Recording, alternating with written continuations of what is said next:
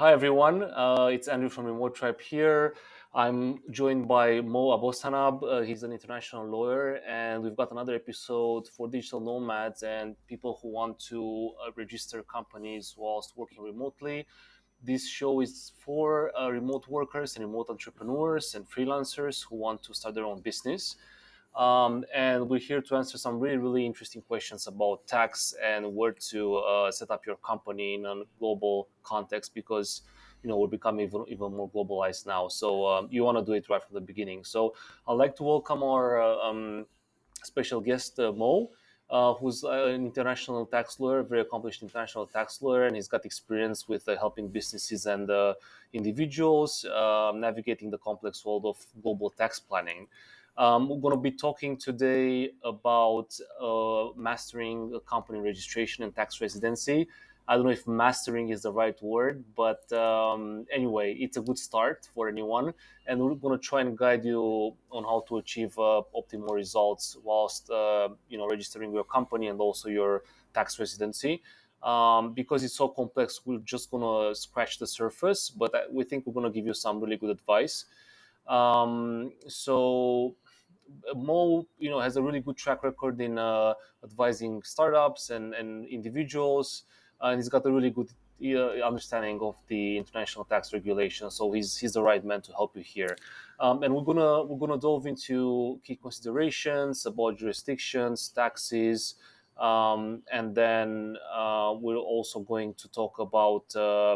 Living in different places whilst you operate your company in different countries. So please welcome Mo and let's get it started. Thanks so much, Andrew. It's always a pleasure to be back in the show, wherever you are hearing the show in our different podcasters or just watching in the YouTube and different social media. We're happy always to be here and share our experience and what we have learned during the last couple of years with digital nomad, remote workers, and global citizens. Getting back to the idea that how to master company registration and tax residency. Uh, the idea is very simple. When you start uh, working as a digital nomad or as a remote worker, you just get um, this is like a shock that I'm now. I used to be living in the US or the UK or high tax country, and then by sudden I can live or work in a different total country.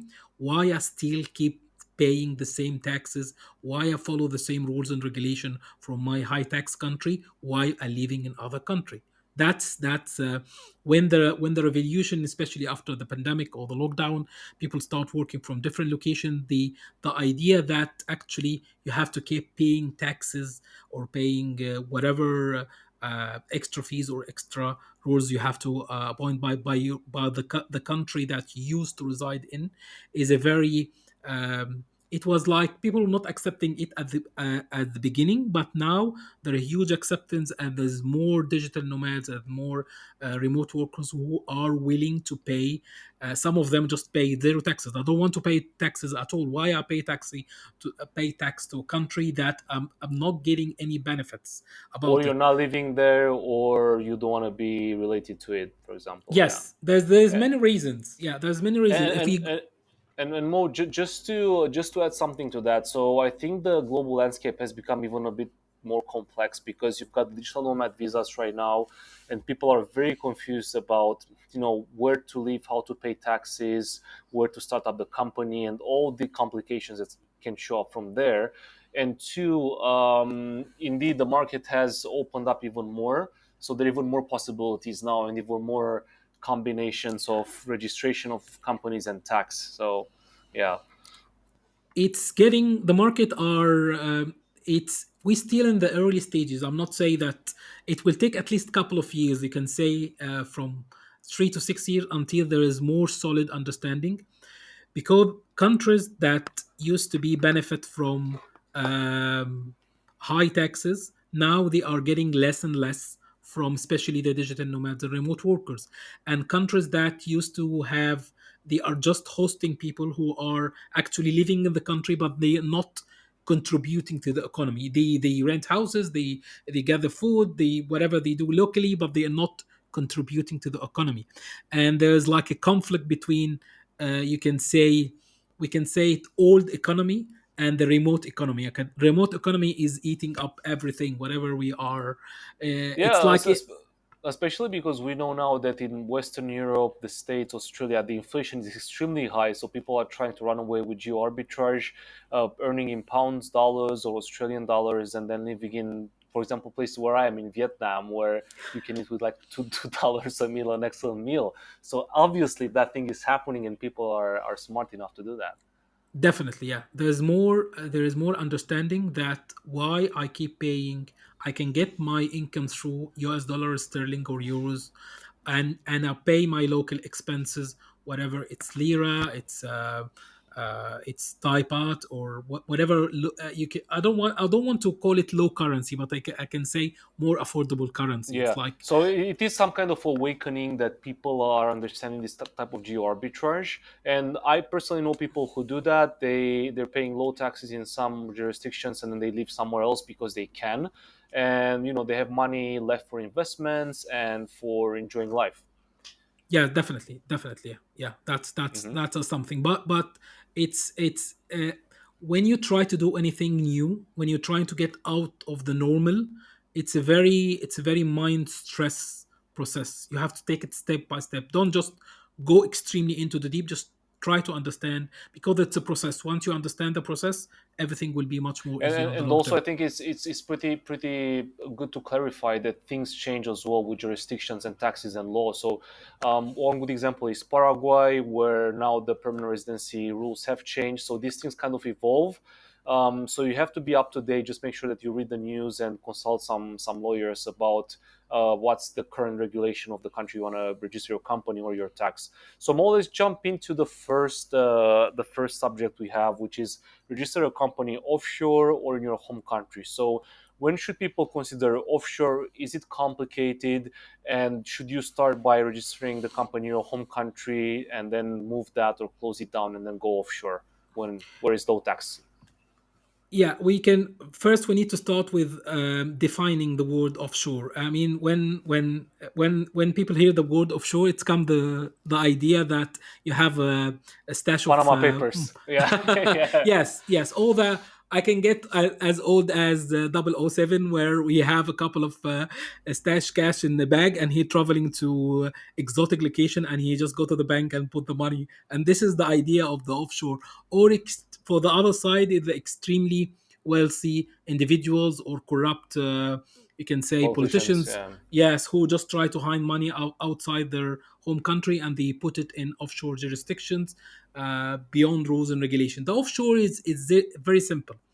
I will give you like a couple of examples. Um, I'm Irish citizen. I used to live in Dublin, and I would like to register the company offshore. If I register a company in London, even London is not considered offshore, whatever that you call it. That's offshore to me. Offshore mean beyond my home country, beyond But my borders of home country. home country defined as It's an citizen island. of. No, it's Yeah. it's it's it's like it's let's take the typical idea. I'm Irish. I live in Ireland. My Okay. home city is Dublin. I've lived all my life there. I travel, but I never leave. I don't have any other homes or the other citizenship or passports or residency in any other world. And I decided to go and register the company in London, in the UK, which is called English company, and I will manage this company from not from the UK, but from Dublin, from From Ireland. Dublin. So Yeah. that's an offshore company to me. Even still, it's still high taxes. Offshore doesn't have to be low taxes. Yeah. Offshore is Yeah. just like beyond your home country. Interesting. It's Okay. Okay. that's So I think that's that's the that's pretty definition. simple. Yeah, I think that's pretty That's simple. Yes, that's the definition. And then, so if I decided to I decided to see it's the time now. I have the experience and have the income, and I would like to see what's the option available to me to register a company beyond my country. Let's take another example. I'm a British citizen. I live in London all my life. I was born there. I pay taxes. I'm a UK taxpayer. And then I decided I have, and you can say, an income which is not coming from the UK, an income which I can receive online from the US, from the Middle East, from Asia, from different sources. It's not just coming from the UK. And what is the option available for me? the best option for you in this situation will be to register a US LLC company. It's not it's even in the US, but it have much more lower tax rate than the UK. The regulation in the US and in some states like Wyoming, Delaware, or No worry. Florida is much more easier than the UK or British rules or English rules. And And Mo, let me ask you. So, when you are registering a company in a different country than your home country, do you have to prove that you're a good citizen, like some kind of file records of crime or anything like that? Is it complicated to register an offshore company? it's depending on the location. But if, for example, the US, you don't have to prove anything. Your name will be Andrew Williams. I have. Do you have an address in UK or no? Yeah, Do you have a bank statement from there?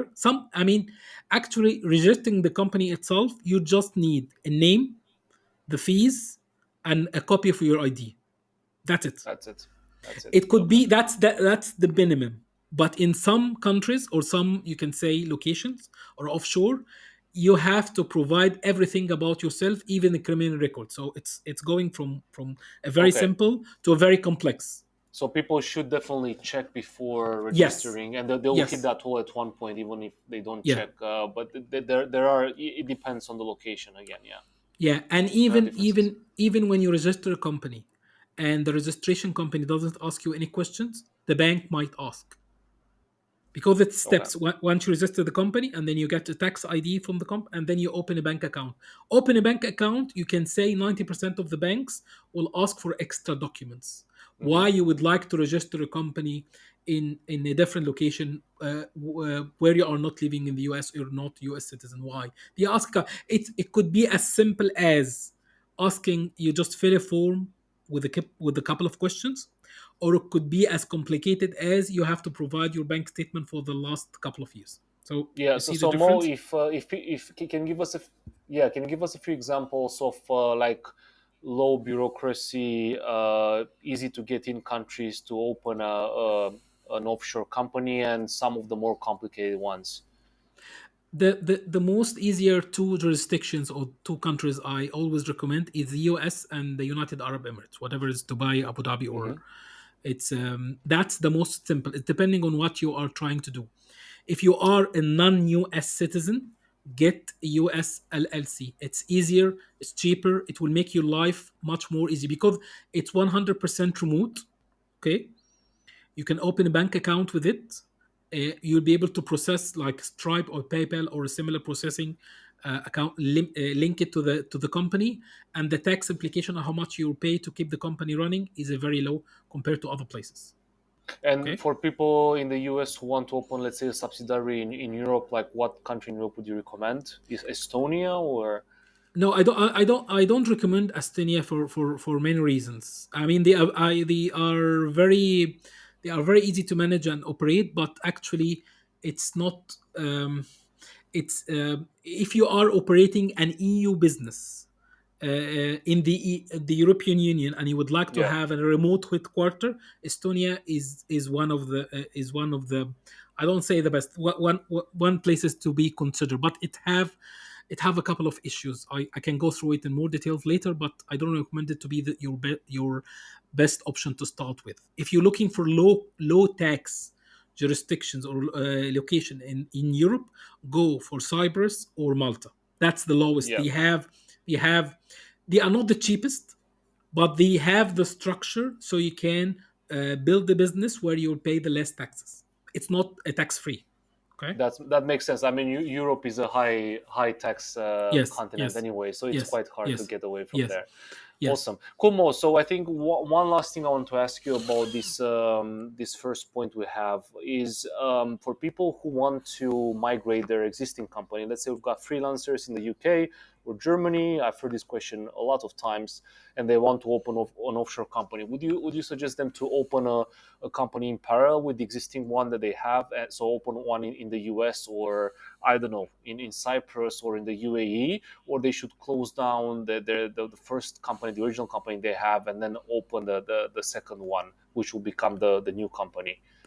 And I have yeah, like a risk approach about this question. Let's give an example. I am Mo. I have a UK company, and I decided to register other company. I will keep the UK company running until the US one is fully functioning, at least Hmm. after 6 to 12 months. Okay, Yeah. and then I minimize all the transaction or everything I do. I make it less in the UK and move everything to the US. So slowly migrating to the new Yes, entity at in the least six US. to 12 months. Yes, yes, Okay. at least. Okay. So Don't do like this. Don't just open the US and close the UK. That's a very horrible mistake, because when you open a new company, you are creating a new, you can say, a new identity, a new person. It's like natural. It's like a company to have an identity, but it's not as human. So when you open it, it's still baby, it's still newborn.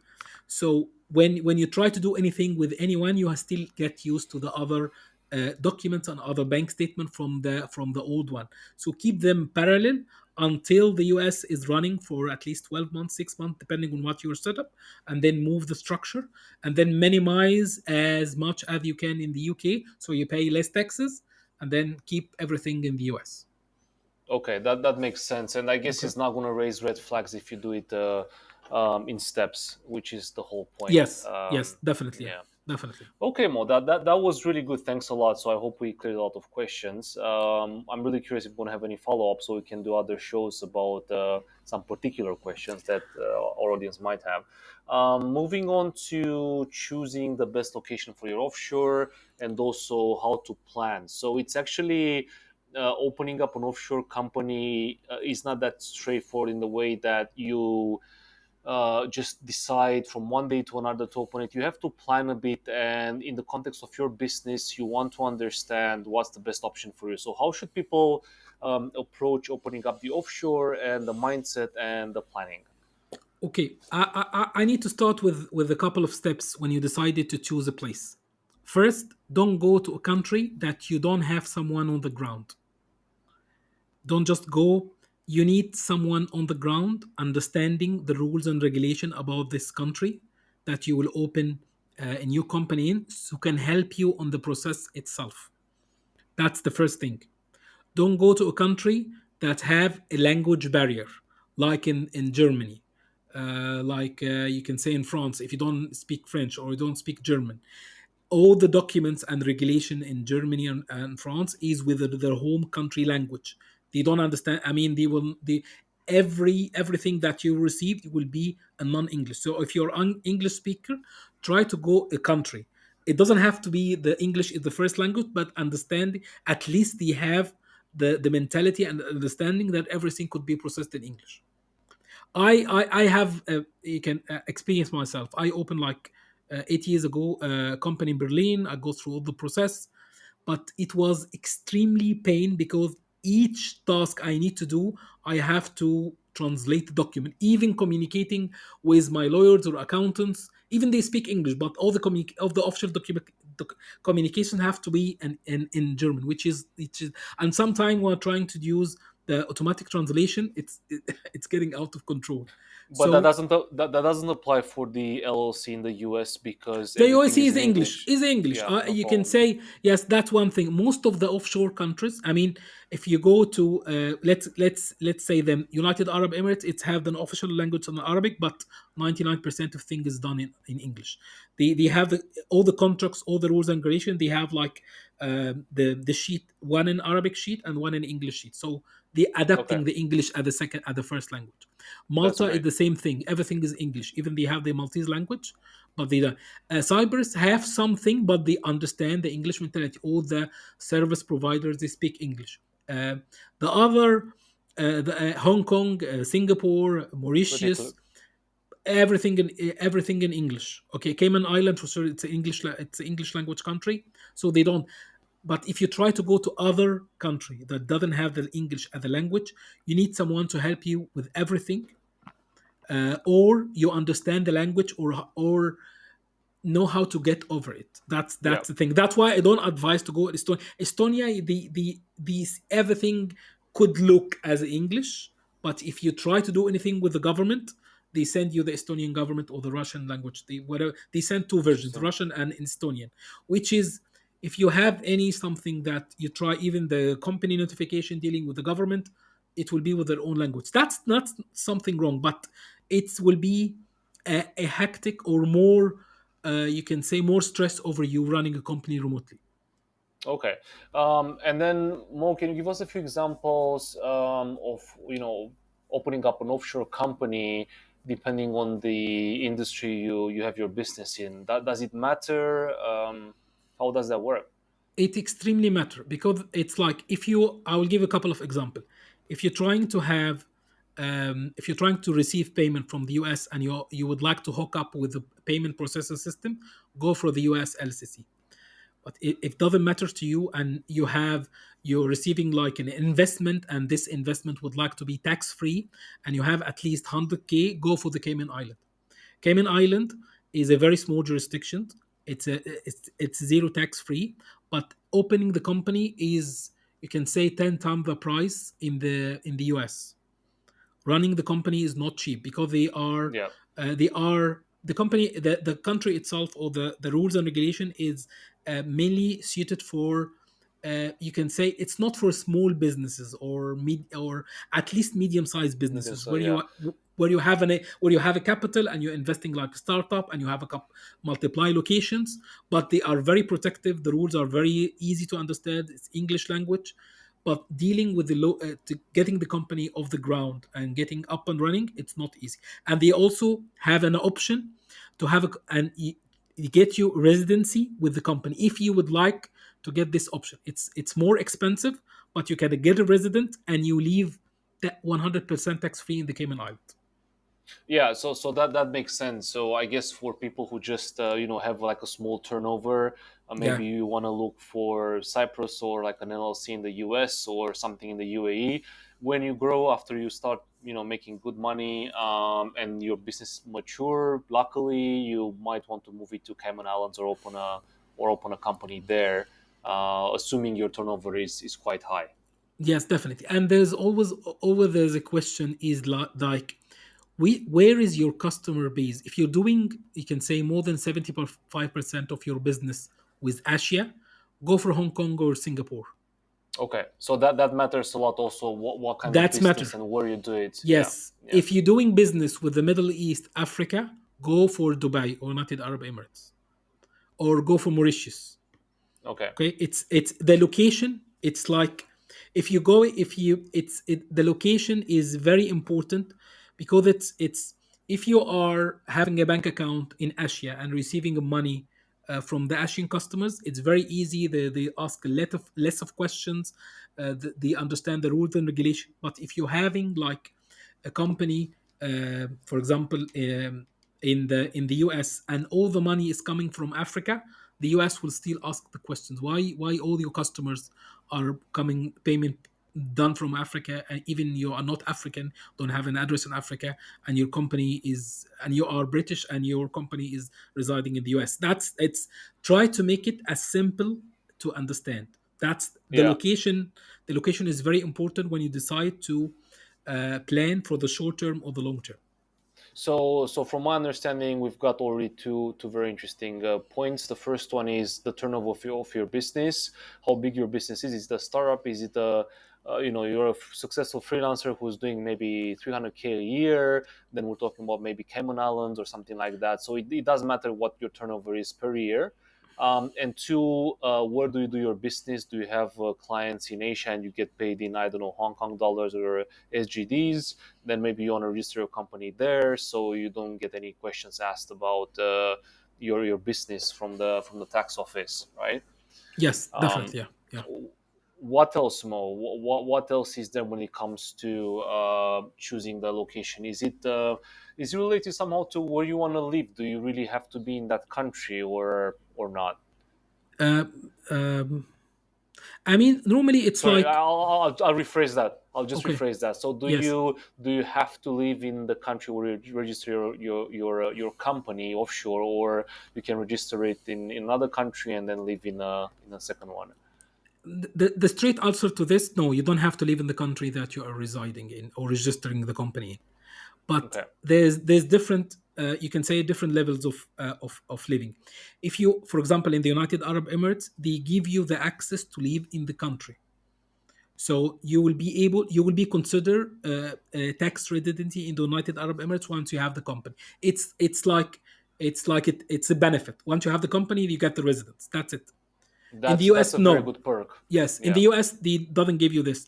In the Cayman Island, for example, you if you would like to add it, it's not getting the company is something and getting residency, but you can make it one application. I would like to get a company and resident in the same time. Hmm. Mauritius, Okay. no, it's like an offshore. For Malta and Cyprus, it's they have the option. If you invest a certain amount level in the investment, and this is go through the company, you will be considered like a kind of investor or entrepreneur, and you can operate the business from the location. So Having, in some yeah, cases, you do get the residency, and for people who yes, don't have it in Europe, it's great because they have access to European market, and I guess it's yeah, related to the Schengen visa as well, so you can travel in Europe. yeah, that's one of the things. And I always, for example, when I got an inquiry last time, I mean, someone already has a residency in Spain, okay, and he processed everything, but the taxes in Spain is very high, so he don't want to open a business in Spain. I advise him keep your residency in Spain.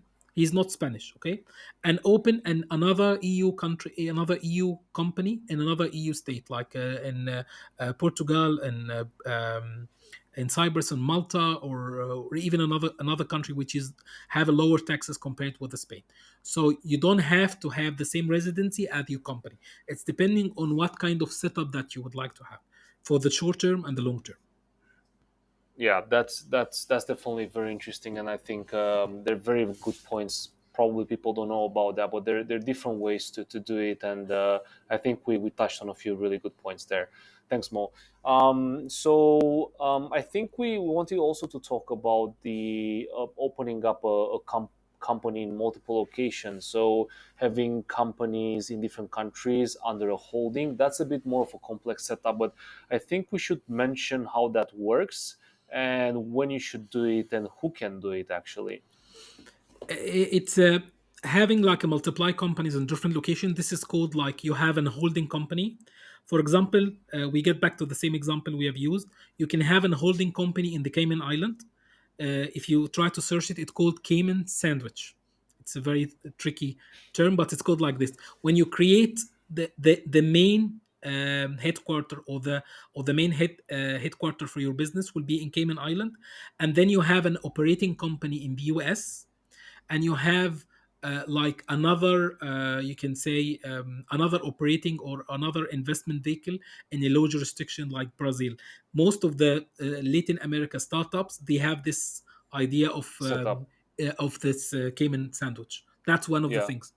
Or you can have a setup, for example, that's a very tricky example, but it's very well known. Like Amazon have their headquarters in Luxembourg. All the European payment for the EU is running through Luxembourg as Amazon, and then they have a different subsidiary in different countries, and they run the money through the different companies, and then go through Luxembourg, and then go to the headquarter in And the. another example would be Dublin for Facebook and Google, if I'm not mistaken. Yes, yes, that's right. And LinkedIn, all the European subsidiary of the startups from the US, they have their headquarter, the European headquarter in Dublin, especially in Ireland, because they have the lowest tax, corporate tax, which is 12.5 percent, which is extremely lower than for example, Germany or France and the Yeah. UK.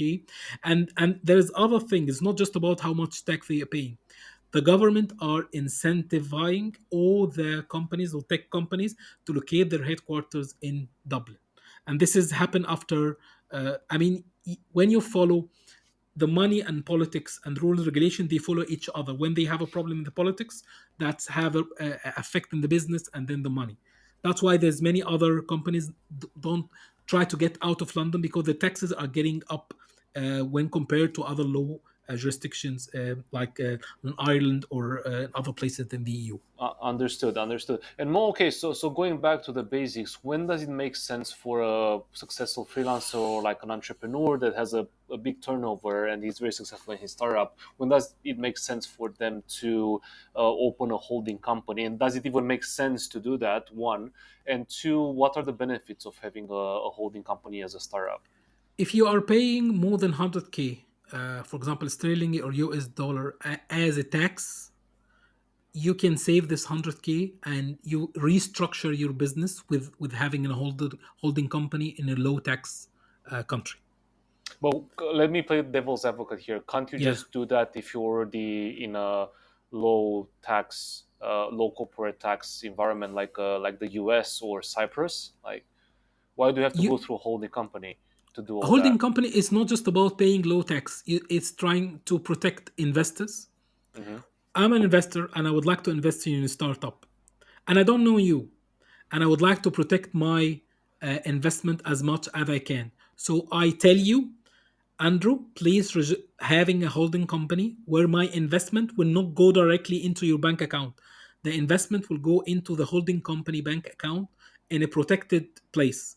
Okay, for That makes example, like sense. the So, Cayman Island or the United Arab Emirates, and you will not touch the money. Okay, until this is my rules and regulation. And if your business has a liquidation or have filing suits, if you are someone trying to sue you, they will not sue the holding company, they will sue your own company in your home country. The holding company will be protected. so I guess the holding company then is ideal for people who want to raise money for their startup Yes. and they want to protect them and the investors. That's why if you go to, for example, Y Combinator, the rules and regulation they have, you have to register a Delaware, not an LLC. They have to register Inc. company. You have to register Inc. C Corp. C Corp. C Corp. It have more rules and regulation when compared with the LLC. The investors' money are much more protected. Okay, so C corp for investors, LLC for Yes. private for business individuals owners, for individuals, individuals. yes. Yeah, yeah. We don't have for example, in the UK, we don't have a difference between the limited company is equal the LLC to go through. We don't have like something complicated like the C corp. In the UK, you have to go a very complicated structure to set up that. But there's other countries have a similar setup. For there other places or other countries trying to copy the Delaware you Model, can model and model. and Yeah. and put it into their own rules and regulation. Yeah. Yeah, and more, so just to sum up and close this chapter, so what are the probably the most popular like holding structures? Just give us an overview. Like you don't have to go into details. You can have an 0% offshore headquarter, like in British Virgin Island or Cayman Island or Mauritius or Singapore or Hong Kong or United Arab Emirates, and then you have an operating company. The operating company could be in the UK or the EU or the US, and then you can have another, depending if you are running like small regional businesses like in Africa or Latin America. You could go Brazil and Mexico, and these companies will be not treated as one. Each company will have their own entity, bank account. They have their own money flow, and it will be protected. If anything goes wrong with one of the entity, the other entities will still be running smoothly. That's very good. So it's kind of a form of protection for the business itself, Yes, basically, and for the investors. Yeah, sometimes they call it umbrella company. So it's like an umbrella company. umbrella, and you can come up under the umbrella. Yeah. That makes sense. Cool. Thanks, Mo. That was very interesting. And I think we want to talk about something really important, which is part of the global, digital nomad lifestyle, and also the trend now where people want to open companies in low tax jurisdictions and also live in other countries where it's cheaper, so they benefit the geo arbitrage from the currency and the lifestyle itself, and the local market. So let's talk a bit about the strategy of combining. Opening up a company in a different place in all tax jurisdictions, and also having a low personal low tax residency, plus living in a third country. So how would one do that, and why would they do it? It's it's a very simple. That's going to the same question we started at the beginning. That the remote working or the digital nomad, they just come up, and they face that I'm not living in my home high taxes country anymore. I'm enjoying the different lifestyle, a different low cost in a different country. So I'm trying to save taxes as much as I can. I will give like a couple of examples how you can structure a couple of This lifestyle. scenarios. Yeah. Yes, yes. You could be Canadian and used to run a Canadian company, and then you decided to start your global lifestyle and you moved to Thailand. So you actually still a Canadian citizen, but your residency now in Thailand. Thailand will not tax you on your worldwide income, but you have it residency there. My advice for you is to move or to open another company, not in Canada, in a low country. It could be a low tax country like the US. It could be Cayman. It could be Mauritius. It could be Malta. It could be Singapore. If you decided to leave all your business in Asia, so it's much better Hong Kong and Singapore, and you move most of your business from Canada to the low tax country. You still be living in Thailand. You don't have to change your lifestyle or change your resident. You will be tax residency in Thailand, but the business is operating in another country. Don't keep your paying taxes to Canada because you're not living there anymore. I decided to go out for a couple of years, and the Canadian government will not tax me once I not no longer resident. Okay, so that's how you can structure. You can operate the company in a low tax, and you live totally in a different country. You don't have to live in the same country you register the company in, Okay. And when and it you play comes by to, the rules. so that's I think that that's pretty clear. Registering the company, that's one step. So you're basically pretty agnostic. It doesn't really matter where you live. The company is like an entity, can live in any country. It's there, does the business, and you can be in a different place. Now let's talk a bit about having a personal tax residency where you obviously want to pay as less tax as possible, and then living in a second or like third country to enjoy a better lifestyle. So Yeah, how would one do that? there's two ways to do it. It's depending of your if you are home country. For example, let's get back to the same question here. Canada will ask you for a tax residency certificate. Residency certificate, you can get it from the local authority. For example, if you are having a company and residence in the United Arab Emirates, you can request them an official tax residency certificate, and you give it to the tax authority in Canada. And that's As mean simple as that. As I simple said, as but that. there's just one trick. You have to live in the United Arab Emirates for at least 90 days. It was 180, and they reduced it to 90 days. That's it. Okay. Yeah. So once you have the certificate, you submit it to the Canadian tax authorities, and they will not be able to say no, this is not true, because whatever the other, I mean, there's two ways. There's your home country and the country that you live in. You Exactly. can play by the rules. There's no right and wrong here. When come anyone come for me and ask for personal advice or one-to-one consultation, I tell him, don't deal with your new country with the same mentality as your old country. They are different. You have a sender, a receiver. You have a very tough rules and you have a relaxed rules. So don't try to implement the tough rules into the relaxed rules. Your mind will go up, blow up. So take it step by step. Try to understand that the world is not complicated or restrict as you has been taught. And always remember, paying taxes is like it's like dating. You go to the date, you get a dinner and you pay for the bill. You'll not pay for the food until you eat the food. Taxes is like this: you pay for the taxes, you use the roads, you get into the health system, you use the education. But if you are not using all this benefits from your home country, why you still have to pay the taxes? Some countries, the only exception we always know is the US. We have citizenship based taxation, but even if there you can claim up to 110k US dollar uh, as long as you are not living permanently in the US. So So there is also a niche there that you can yes, use. Yeah. a Yes, legal yes. age. Yeah, That's that's great. that's the thing. Yeah. So So, just so try. more, Yeah. yeah. So just to sum it up, in a lot of countries where you register your tax residency, in most of the countries, if I'm not wrong, you have to be there for a period of time. However, after that period of time is over, or across the year you have exhausted that period of time, you can actually live somewhere else. So even though you're registered in one country as a tax resident with low tax, you're free to move around for maybe, I don't know, 180 days or 200 days a year, which is still great. So you will be spending maybe 3 or 6 months in your or maybe zero days in the country, or depending on the residence, obviously.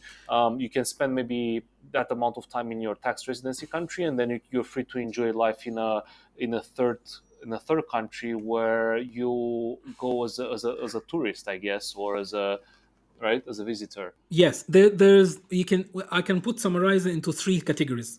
Some countries they can give you the tax residency certificate even if you are just spending 1 day, like Paraguay.